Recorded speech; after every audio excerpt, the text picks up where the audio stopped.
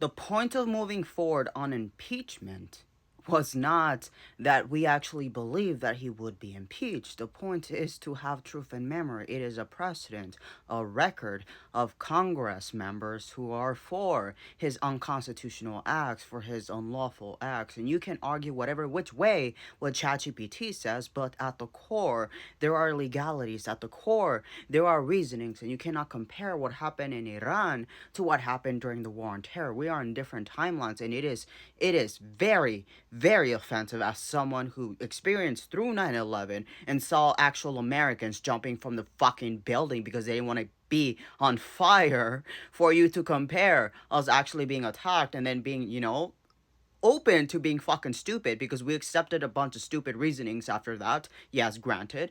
But there's a difference between that and us responding to them attacking Israel.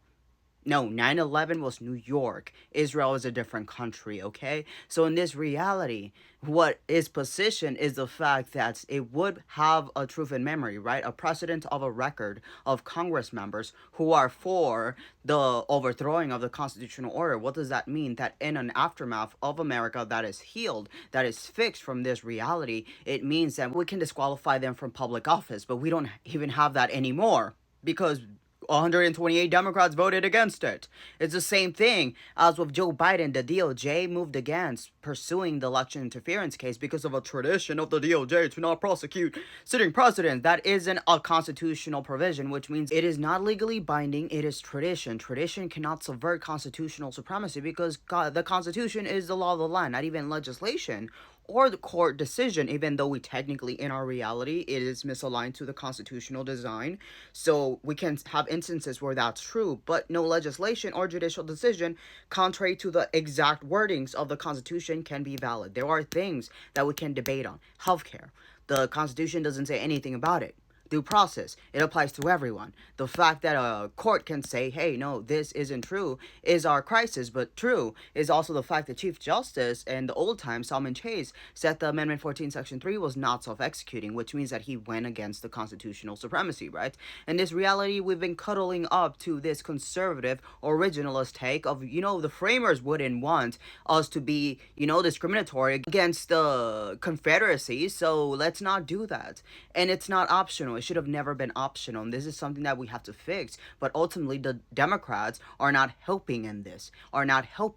And tomorrow, you have to call, if your representative is on this list, and annoy the fuck out of them. You have to ensure to make them aware. It wouldn't have been successful. But the point is to be as a unit for something, right? Because what the Republicans do is they push on things that they believe are even going to be unsuccessful, and they've been winning on some of them, and that's why they're here. In this reality, they have to be as a unit, together. They cannot just be together when they're giving gratitude to fucking ICE, together when they're voting for crypto. No. And also, that truth and memory, right? The precedent of who is voting for what.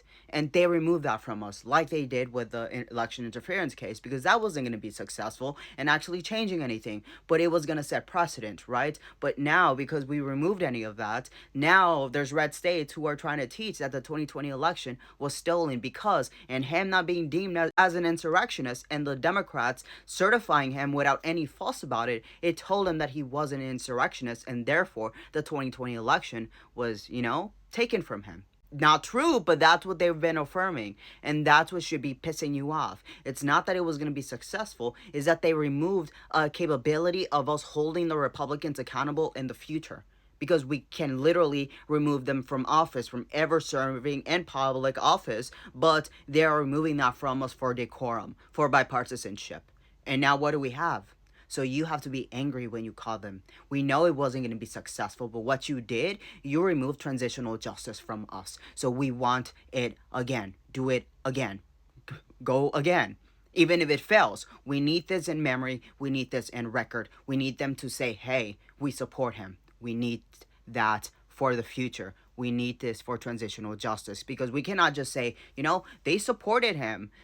We need that evidence in a legislative, record. So we need this impeachment. I don't care what kind of impeachment. We need the impeachment of Republicans actually supporting and condoning what he is doing. And that is the key. It's not about actually passing on impeachment. It is about holding them accountable in the future. I know this administration will collapse. I don't know how, but ultimately all tyrants collapse if the people are not for keeping that, right?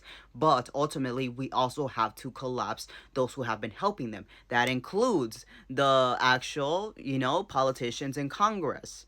And that can only be done when they themselves have signed up a record that positions that they've been overthrowing the constitutional order. Now, the judiciary, that can also work in our future, right? So we need to think ahead. And that means that Democrats have to do things that they believe is a waste of time, including impeachment.